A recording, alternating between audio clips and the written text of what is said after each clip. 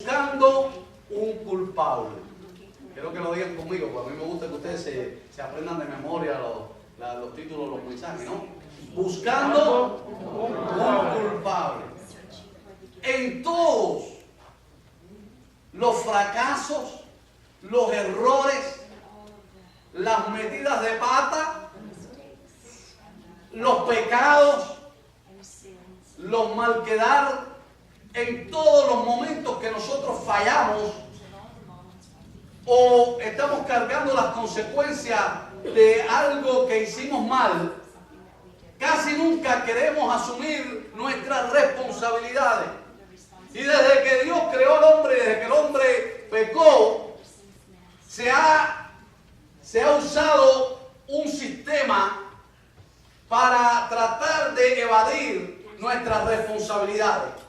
Y a esta excusa o esta manera de huir de nuestra responsabilidad se le llama buscar un culpable.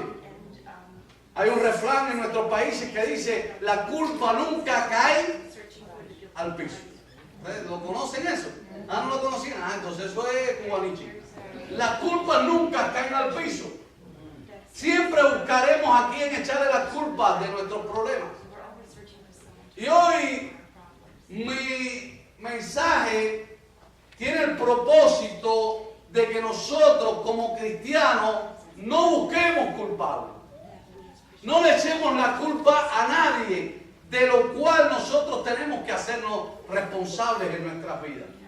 Quiere decir que nosotros tenemos que aprender de esta experiencia y a través de la palabra aprender que no es justo, que no es bueno, que no edifica buscar culpables.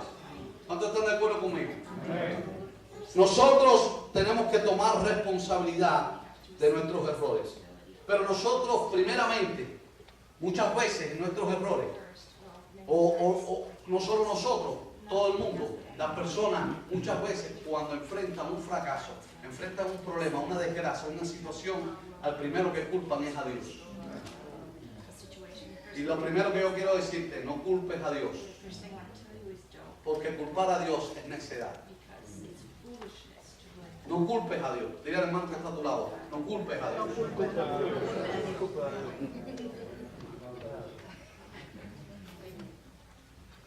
No culpes a Dios.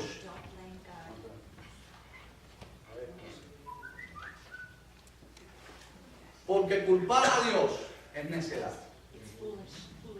Nosotros no podemos pensar que podemos altercar con Dios. Nosotros tenemos que saber que Dios es Rey y soberano y que Dios desea nuestra bendición. Que Dios desea todo lo bueno para nosotros y que todo lo malo que sucede en el hombre no es más que consecuencia del pecado. Yo recuerdo en una ocasión, tengo un medio primo que realmente él vio como su mamá moría delante de él. Este muchachito llamado William solamente tenía alrededor de 7 o 8 años. Y él estaba en la sala de su casa y su mamá se había tomado un veneno, el cual era un ácido que va destruyendo, quemando por dentro todos los órganos del cuerpo. Y ella se había tomado este veneno con el propósito de quitarse la vida. Pero este niño inocente no tenía culpa de la decisión que había tomado su madre. Y cuando ella estaba allí sentada, es algo terrible, porque fue algo cruel. Porque esta madre a sus 2 hijos sentados en la sala le contaba cómo ella sentía que el ácido se la estaba comiendo por dentro. Es algo diabólico. Y este niño que conocía algo de Dios se tiró en el piso y comenzó a rogar al Señor: Señor, no dejes que mi mamá se muera. Señor, salva a mi mamá. Señor, si tú existes, salva a mi madre. Y su mamá murió.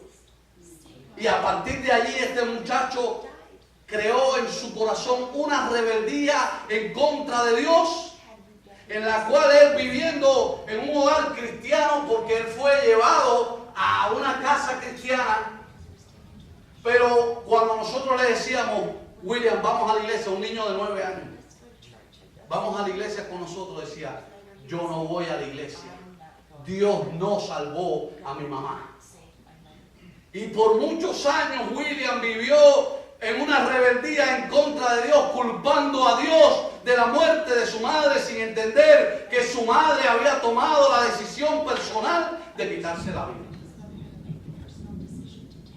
Hasta que un día, ya adulto, ya joven, William pudo entender, Dios trató con su vida y él pudo entender, mi mamá, Dios no se la llevó porque Dios es malo y quiso que muriera. Mi mamá tomó la equivocada decisión de quitarse la vida. Y William aceptó al Señor como su Salvador. Cuando nosotros ponemos las circunstancias difíciles de la vida como excusa para alejarnos de Dios, estamos siendo necios. Cuando nosotros le echamos la culpa a Dios, y yo quiero decirle, cuando Adán se enfrenta a Dios, al primero que él culpa es al mismo Dios. Yo no sé cuántos ven eso. Es indirecto, parece que él no tenía mucho valor de decirle a Dios, tú eres el culpable, pero le dijo, la mujer que tú, ¿y a quién le estaba echando la culpa entonces? A las dos, a la mujer y a él. Tú me la diste y ella me embarcó. Ahora no tomen eso ustedes porque excusa, porque la de ustedes se la buscaron.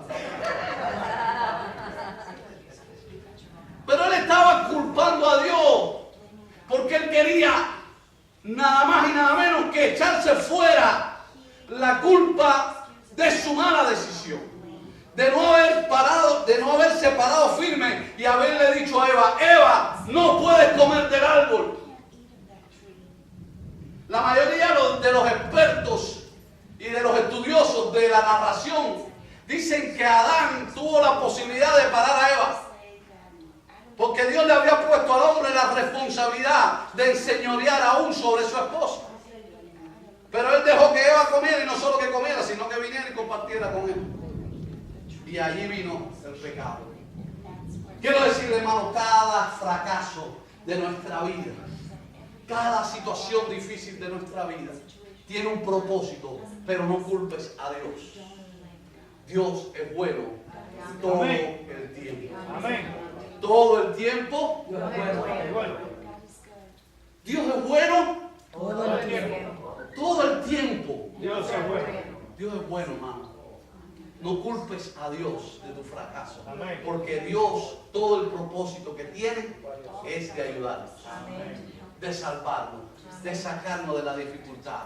Nosotros nos metemos en problemas. Le echamos la culpa a Dios del cáncer y el cáncer lo inventamos nosotros mismos. El cáncer es producto de inventos del hombre, de alimentos que hemos procesado tanto, del mundo que hemos destruido nosotros los seres humanos. Nosotros los hombres por el pecado hemos destruido todo. Dice que la naturaleza gime, la naturaleza sufre.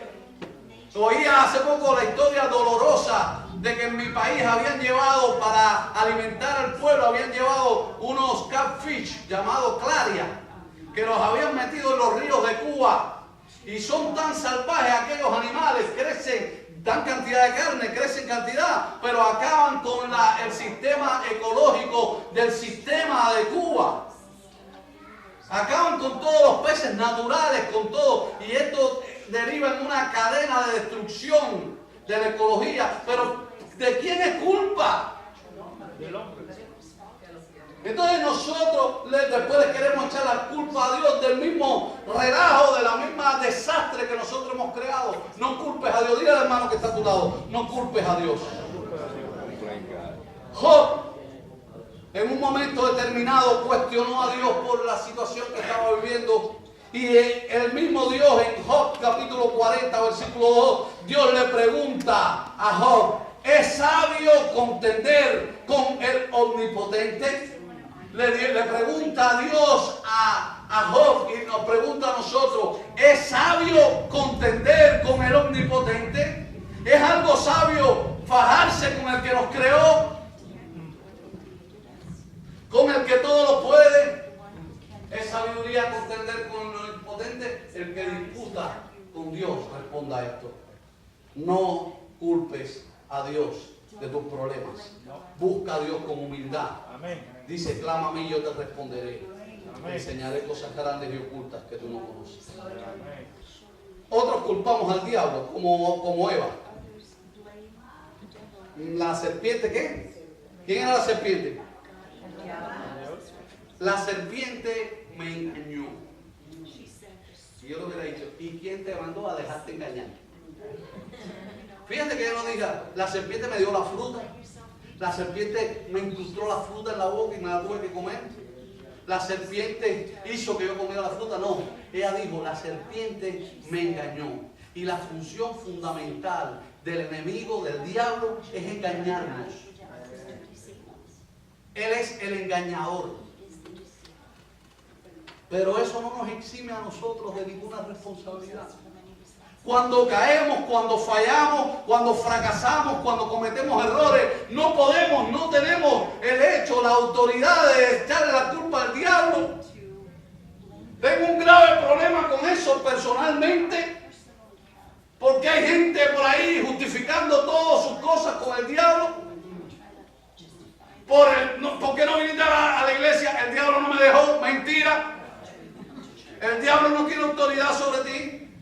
Echarle la culpa al diablo es irresponsabilidad. ¿Por qué caíste en eso? Es que el diablo me tentó y yo me tiré. No le eches la culpa al diablo. Teníamos un chiste allá en la base de Guantánamo porque un amigo cristiano nos hizo una historia. Y él era de estos que le echaba la culpa al diablo de todo. Pero resulta que él fue a una casa en Cuba. Él era enfermero, él fue a una casa y el diablo lo tentó y cayó con la mujer de la casa. Pobrecito. El diablo acabó con él. Y entonces le preguntamos, Luisito, ¿y qué tiempo estuviste con la mujer? Dice, no, estuve como un año. Dice, eso no fue el diablo. El diablo eres tú. Tuviste un año disfrutando a la mujer y ahora le echas la culpa al diablo. ¿Qué responsabilidad? No, tienes que decir, yo caí, yo fallé, yo soy responsable de mis actos. ¿Por qué? Porque Santiago capítulo 4 versículo 7 nos da la salida del diablo y nos dice, porque el diablo existe. Y yo no quiero decirles a ustedes, el diablo no existe, como hay predicadores por ahí que dicen, no, el diablo no existe. Sí, sí existe. Y la Biblia dice que nos cuidemos de él. Y la Biblia dice que él anda como león rugiente buscando a quien devorar. Ahora nos toca a nosotros no dejarnos devorar. Nos toca a nosotros obedecer Santiago 4:7 que dice, someteos pues. Yo quiero que lo diga conmigo. Someteos pues. Resistir.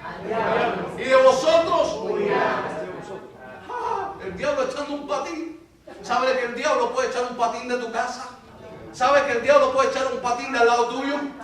¿Sabes que el diablo puede salir huyendo? Porque donde está un hijo de Dios que está firme, sometido en obediencia a Dios, el diablo no tiene ninguna autoridad. Porque Dios lo exhibió vencido públicamente a la cruz del Calvario. Él está vencido, él simplemente es un engañador. No te dejes engañar. Él no es un león. Él no es un león, dile hermano, él no es un león. Ay, yo no tengo miedo al diablo porque él no es un león. Él no es un león. El león es Cristo, el león de la tribu de Judá. Él anda como un león. No es lo mismo ser un león, andar como un león. ¿Sabes? Como un león. ¿Qué quiere? ¿Usted no ha visto un perrito chihuahua que anda como un pastor alemán?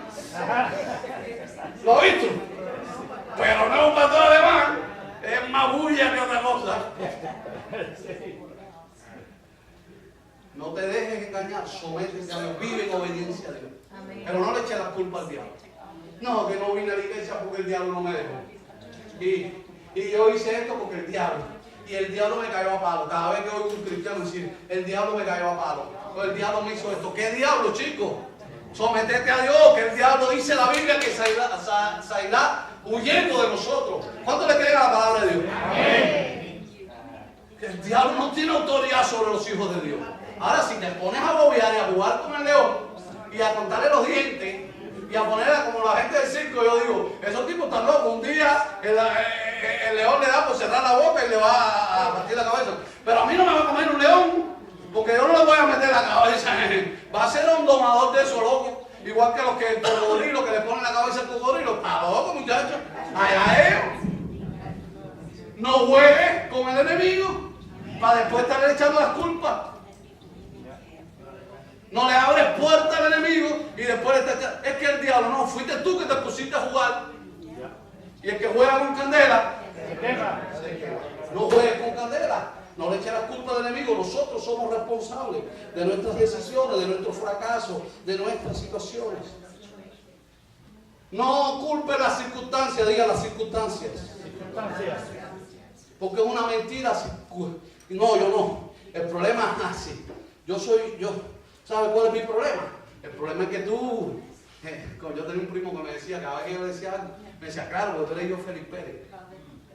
Félix Pérez para él era. Él siempre tuvo aquello de que yo era el hijo Félix Pérez, ¿no? Y cualquier cosa que él le iba mal o él hacía mal o él fracasaba, dice, claro, porque tú eres hijo Félix Pérez. Pero ser hijo Félix Pérez no hacía ninguna diferencia, eso era una excusa. Y a veces le ponemos excusas a Dios para decir, ay Señor, ¿por qué yo no te sirvo? Ah, no, si yo tuviera el tiempo que tiene fulano, porque mira fulano que bien le va. Pero fulano tiene tiempo para el Señor. Mentira, fulano no tiene tiempo. El mismo enemigo que quiere robarle el tiempo a fulano se lo quiere robar a Mengano. El problema es que fulano ha decidido separar tiempo para Dios. Ay, si yo fuera, ay, yo quisiera. ¿Tú sabes por qué yo no soy un adorador? Ah, porque yo no canto como Mengano. No, si adoradores en espíritu y en verdad. Entonces, hay tantas cosas que nosotros no hacemos, o dejamos de hacer, o dejamos de servir, o dejamos de vivir en un estado espiritual de consagración, porque le ponemos excusas a Dios. Si yo no tuviera que trabajar tanto, si yo no tuviera... Y eso es una excusa inexcusable. Eso es una mentira, porque todo el mundo puede tener una buena relación con Dios. Todo el mundo puede crecer. Todo el mundo puede servir al Señor. ¿Cuántos dicen amén? Amén. No excuse la responsabilidad. Y quiero ir y compartir con ustedes Lucas 14, 16 al 20. Yo sé que ya he hablado de esto, pero me encanta como ejemplo. Entonces Jesús le dijo, un hombre hizo una gran cena y convidó a muchos. Y a la hora de la cena, era una cena, una fiesta, no era para trabajar ni nada, era una fiesta, diga fiesta. ¿Cuánto les gusta la fiesta aquí? Y con cena, y con manjares y frutas y tibón steak y costillitas y todo. No, a mí no hablan más porque se me va la gente corriendo. Dice, un hombre hizo una gran cena y convidó a muchos, y a la hora de la cena envió a su siervo a decir a los convidados, ya ellos habían recibido una invitación, venid que ya todo está preparado, ya ellos habían sido previamente invitados, y ahora le dice, ya está ready el banquete, vengan. Y todos a una vez comenzaron a ¿qué? A esforzarse. El primero dijo, he comprado una hacienda y necesito ir a verla. Te ruego que me excuses. ¿Cuántos lo excusan? He comprado una hacienda y necesito ir a verla. Y tú puedes haber comprado algo que no has visto. Y si ya lo compraste, no es tuyo. No puedes ir a verlo al otro día después de la cena. Hello. No es una excusa barata. Es como el que ella me dice, es que miré al cielo y vi unas nubes y pensé que iba a llover y no fui a la iglesia. Eso, no tenía ganas de la iglesia ya. Es mejor, yo prefiero que tú me digas, mira, no tenía deseo de ir. Por eso yo evito preguntar a la gente, ¿por qué no viniste? Para no ser causa de tentación de que la gente me diga una mentira. No, mira, pues no me dio la gana. Porque cuando yo voy a trabajar, es más, los otros días estaba viendo un juego de deporte y los muchachos jugando debajo del agua. Y llegan mojados. ¿Por qué? Porque cuando hay pasión, a usted el agua no le impide, ni nada le impide. Y aquí tenemos el carro parqueado dentro del garaje que ni nos mojamos. Y tenemos unas sombrillotas ahí que parecen, muchachos, en Cuba nada de eso había. En Cuba había que mojarse Yo recuerdo una vez que llegamos empapados completos a una confraternidad a 2 horas de viaje de mi casa y andábamos mojados porque no había carro para viajar cuando era muchacho. Amén. Excusas. Otro dijo, he comprado 5 yuntas de bueyes. He comprado 5 yuntas de bueyes y voy a probarla. Te ruego que me excuses. No tengo ganas de ir. Compré 5 bueyes y voy a ir a probarlo. Voy a entretenerme un rato en el surco a ver si los bueyes harán bien. Cuando había un banquete preparado. Y otro dijo, y el otro dijo, acabo de casarme, por tanto no puedo ir, te ruego que me excuses. Acabo de casarme. Oye, ¿sabes qué me gusta a los recién casados? La fiesta. Oye, fiesta que haya, fiesta que yo llevo a mi esposa. Y así no tengo que llevar a un restaurante. Ya ahí está cubierto todo. Tacaño. ¿Qué tipo más bruto? Tenía garantizada, aparte de la fiesta de la boda, un banquete. Dice que era un banquete, hermano. Pero aquí lo que está hablando la palabra es cómo nosotros le ponemos excusas a Dios. Inexcusables, las circunstancias que no determinan nuestra vida, porque cuando se quiere, se puede. Amén. Cuando queremos vivir en consagración a Dios, no hay nada que nos los impida. Circunstancias adversas siempre van a haber. Y tengo un secreto para usted. Mientras más caso usted le haga a las trabas de circunstanciales que te pone el enemigo, porque el enemigo sí pone trabas, eso sí lo creo. El que nosotros obedezcamos esas trabas, eso ya es un jueguito de nosotros. Pero si tú, y le voy a decir, si tú porque te llegó una visita un miércoles, déjate de venir a la iglesia, el Señor posiblemente trate de mandarte todos los miércoles una visitita. Porque dice, yo lo mantengo controlado, me manda una visita y le robo la bendición de ese día. Yo como pastor, si me llega una visita, ¿sabe qué tengo que hacer? Pues soy el pastor, yo tengo que venir obligado. ¿Y qué hago yo si me llega una visita? Llamo a la iglesia y le digo, oye caballero, me llegó una visita, miren a ver si alguien les puede predicar. Es casualidad que yo no puedo faltar. Le tengo que decir a la visita, mira, yo soy el pastor de la iglesia. Tienes 2 opciones, te vas conmigo para la iglesia, te regresas para tu casa o te quedas aquí esperando. Y es de mucha confianza.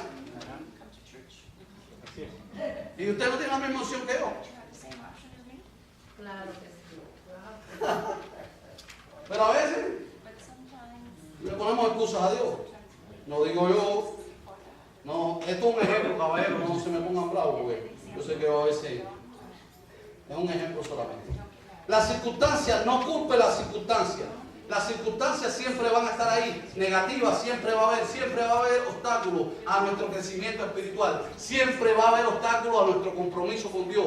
Eso es una buena noticia, porque cuando usted logra vencer los obstáculos en el nombre del Señor, las circunstancias adversas, las situaciones que te detienen a avanzar, entonces es que tú puedes proclamar, soy más que vencedor a pesar de las circunstancias. Dice, hay un proverbio que dice, cuando el hombre espera el momento perfecto, nunca siembra. Porque, miré, tenía ganas de trabajar. Pero miré y el sol está en candela. Hay un sol allá afuera, vamos a dejarlo para cuando esté más fresco. Entonces al otro día lo voy a hacer y miré afuera, pero estaba lloviendo. Y lloviendo yo no voy a trabajar, así que voy a esperar a que venga un mejor tiempo. Y después vino otro mejor tiempo y dice, miré, y estaba nevando y hay mucho frío, así que yo me voy a quedar en la casa. Y nunca hacemos nada porque las circunstancias nunca van a ser perfectas. Nosotros tenemos que hacer las cosas aun cuando las circunstancias no son perfectas. Así que no podemos echarle la culpa a las situaciones, circunstancias, problemas. Porque entonces vamos aplazando nuestro servicio a Dios. No culpe a otros. Dígale al hermano que está al lado, no culpe a otros. Y sobre todo a nuestro cónyuge. No culpe a otros. Ay, ¿qué te pasó? ¿Por qué tú no estás sirviendo al Señor? Ay, es que la iglesia que yo iba me maltrataron, fulano me maltrató. Hay un coro de Marino, que Marino es bien simpático en su coro. Y tiene un coro que dice: cuando te vayas no le digas a nadie que fue fulano el que tuvo la culpa. Cuando te vayas no le digas a nadie que fue fulano el que tuvo la culpa. Te vas al mundo porque quieres irte, no porque nadie te haya echado fuera. Anda si quieres, anda, vete ahora, mas si te quedas arrepiéntete. Ese es un coro y es verdad, hermano. Tú conoces gente en la calle, es que me hicieron, es que fulanito me miró mal, es que el pastor, hermano, la consagración a Dios no puede, yo no puedo echarle la culpa de mi vida espiritual a nadie, ni siquiera a mi esposo ni a mi esposa. Porque cuando yo quiero buscar del Señor, yo puedo alar y bendecir a mi esposa o a mi esposo. ¿Qué hizo Eva? ¿Qué hizo Adán? La mujer que me diste. Le echó la culpa a Dios, pero le echó la culpa a la mujer que me diste. Hay muchos hombres echando la culpa a la mujer. Y a veces excusándonos con la familia. Voy a esto. A mí me choca. Cada vez que hay gente que dice, es que yo tengo que dedicar tiempo a la familia. Mire, hermano, el mejor tiempo que usted puede dedicar su familia es en la casa de Dios. Amén. En el servicio a Dios. Amén. Yo puedo darle testimonio de eso. Porque yo viví en un hogar donde todo era alrededor de las cosas de Dios. Ahí era peor. Todo era alrededor de las cosas de Dios. Nosotros nunca dejamos de ir a la iglesia y yo les he contado a ustedes, culto de caballero, culto de dama, culto de oración, culto, y si se inventaba un culto nuevo, para iba yo también. Me tenían de culto hasta aquí ya. Yo se lo he dicho, hermano, habían himnos que yo, cuando los cantaba, caía en depresión. Ustedes saben mi experiencia con entera consagración. Mi hermano Chicho, que su hija va a estar en la casa, va a estar en casa de Ángel, va a estar esta semana que viene. La hija de Chicho, que yo le he contado, que cantaba entera consagración, va a estar ahora el lunes. Y Chicho, cada vez que él se paraba ahí, él lo disfrutaba, pero yo lo sufría como niño. Y él cantaba entera consagración completo, 6 estrofas y 6 coros, porque es la estrofa y el coro, la estrofa y el coro. Yo decía, ¿cuándo ese hombre acaba? Y ahí bien despacio, que es mi vidente. Y desafinado aparte, hermano. Porque ni afinado era, porque no era cantante. Era un adorador de espíritu de verdad. Creo que es siervo de Dios. Pero ¿saben lo que yo más me acuerdo ahora? No cuando niño yo no tenía la capacidad de analizar esas cosas. No cuando niño yo detestaba todo eso. Yo quería estar en la casa jugando con el amiguito, jugando trompo, porque los niños no saben. Pero ¿saben ahora qué me ministra, hermano? Acordarme del Chicho. Porque era un siervo de Dios tan fiel. Él se llamaba Isidro. Decíamos Chicho, Isidro se llamaba, ya partió con el Señor. Pero fue un siervo de Dios tan fiel, tan tremendo, que ahora yo me acuerdo de él y ya no lo detesto el himno. Ya no me caen mal los viejos de la iglesia. Ahora los recuerdo con un cariño. Yo me acuerdo de un diácono que se llamaba Manolo Bael, que también partió con el Señor, era un negrón grande así. Y yo le tenía un miedo, hermano. Era diácono de la iglesia. Y en aquellos tiempos, eso de abuso infantil, eso no existía en Cuba. Ese me cogió un día y me voló de un asiento al otro así. ¡Pam! Ahora yo recuerdo con un cariño a Manolo Bael. Eran siervos de Dios.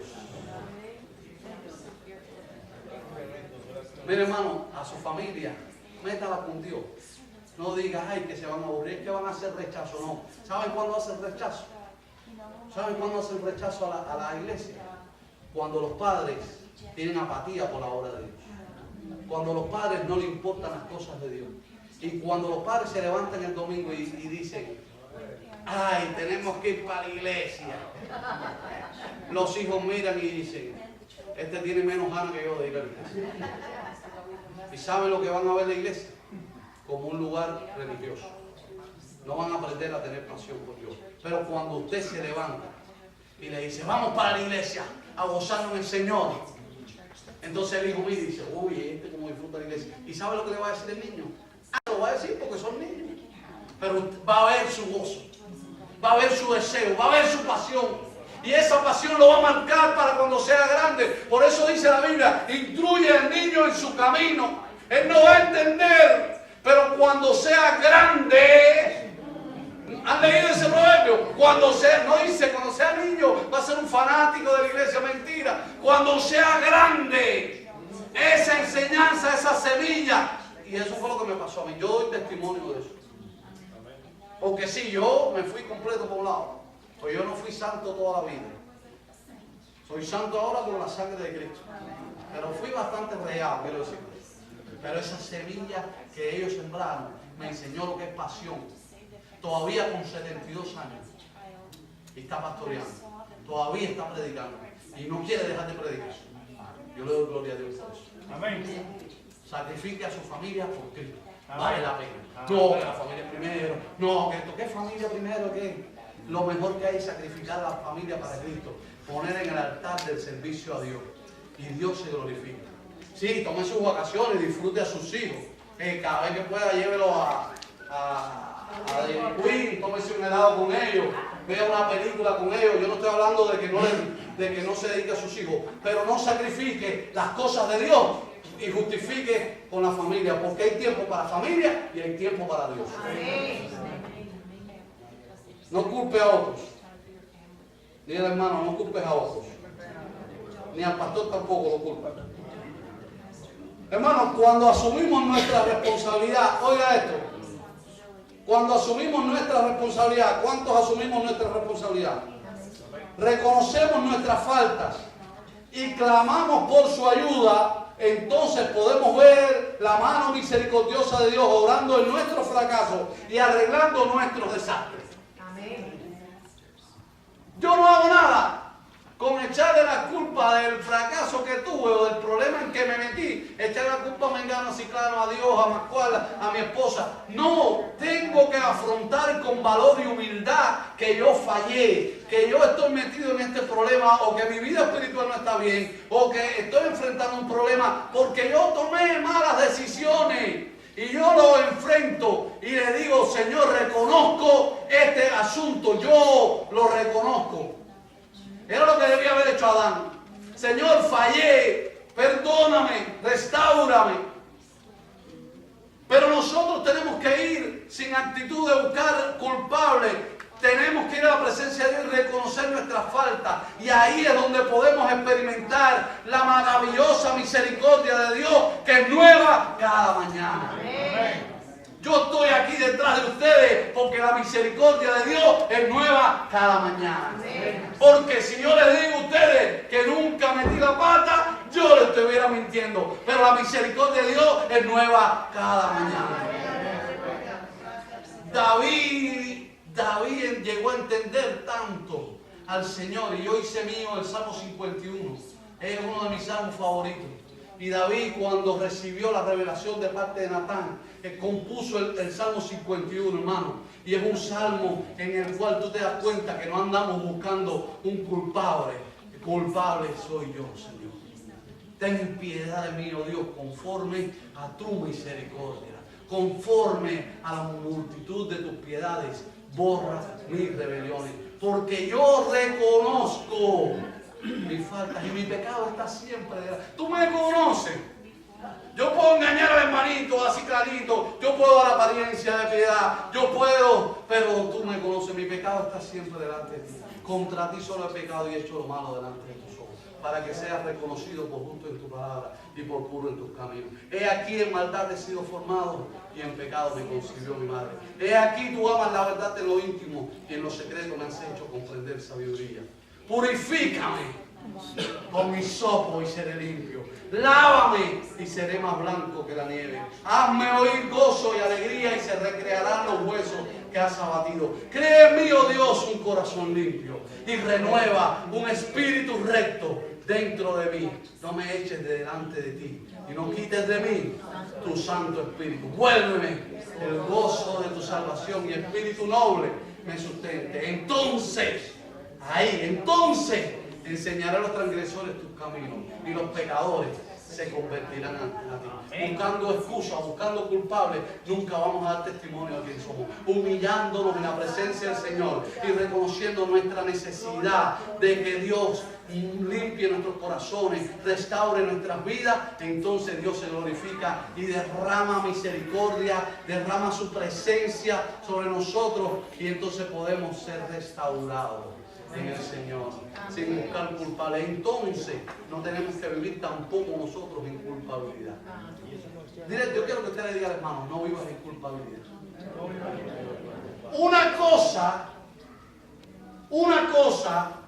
es reconocer mi culpa y otra cosa muy grande, vivirme condenando por mi culpabilidad.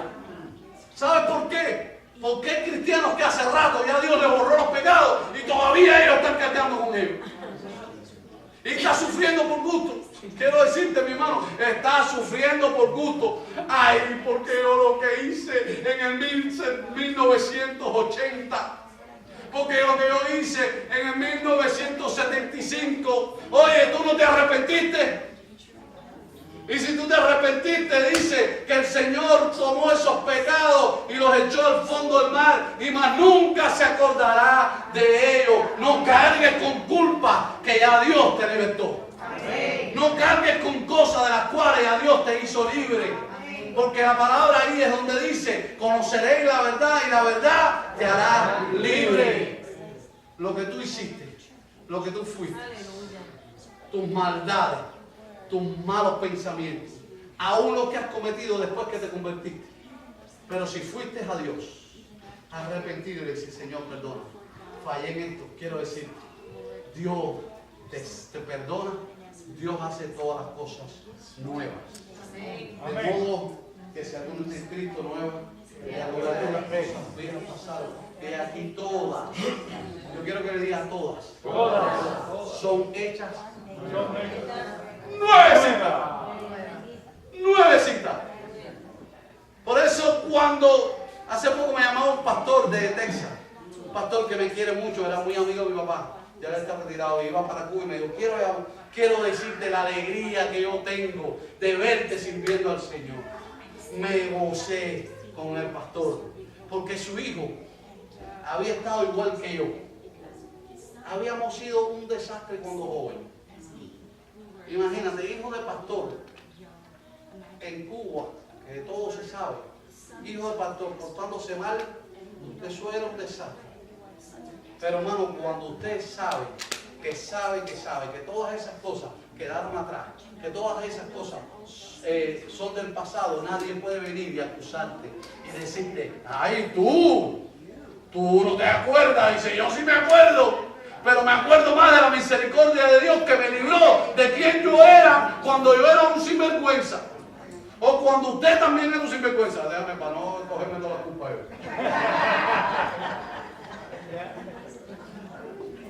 Porque Dios es un Dios que restaura. Y yo no tengo que culpar a Dios, no tengo que culpar al diablo, no tengo que culpar a las circunstancias, no tengo que culpar a otros. Yo tengo que afrontar con valor mis responsabilidades delante de Dios. Y Él me libra de mis culpas y me hace una nueva criatura. Y yo puedo crecer, y yo puedo vencer, y yo puedo vivir en alegría, en gozo del Señor. Cuando nosotros reconocemos que nuestros fracasos son nuestra responsabilidad, pero que Dios no quiere que vivamos de fracaso en fracaso, sino que vivamos de triunfo en triunfo. Amén. Yo quiero que tú le digas al hermano, Dios no quiere. Dígaselo fuerte, escoja al hermano, ahí al hermano, díselo fuerte ahí para que te oiga. Mírate para allá y díselo a esas dos muchachitas. Dice, Dios no quiere que tú vivas de fracaso en fracaso. Dios quiere que tú vivas de triunfo en triunfo. Amén.